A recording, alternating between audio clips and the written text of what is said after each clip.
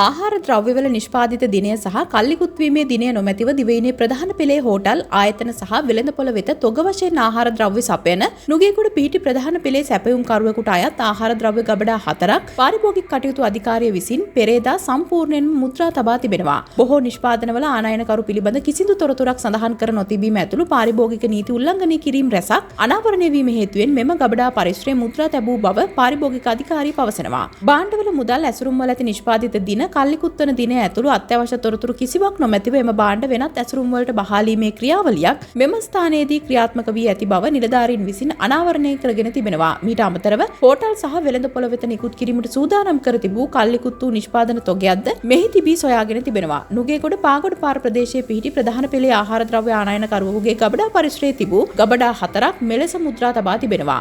මෙම ගබඩා හරහා දිවයිනේ ප්‍රධාන පෙළේ හෝටල් ආයතන සහ වෙළඳපොළ වෙත තොග වශයෙන් ආහාර ද්‍රව්‍ය සපයා ඇති බව විමර්ශනවලදී හෙළි වී තිබෙනවා. චීස් සහ බටර් ඇතුළු කිරි නිෂ්පාදන, චොක්ලට් සහ කොකෝවා කුඩු, ටින් කළ පළතුරු සහ එළවලු, පැස්ටා වර්ග, මස් වර්ග සහ බේකර් නිෂ්පාදන සඳහා යොදා ගන්න අමුද්‍රව්‍ය රසද්ද එම අමුද්‍රව්‍ය අතර වෙනවා. සිද්ධිය සම්බන්ධයෙන් වැඩිදුර විමර්ශන සඳහා ගබඩා මුද්‍රා තබා ඇති අතර අදාළ ව්‍යාපාරික ආයතනයට සහ සැකකරුවන්ට එරෙහිව පාරිභෝගික කටයුතු පිළිබඳ අධිකාරි පනත යටතේ දැඩි නීතිමය පියවර ගැනීමට නියමිතයි.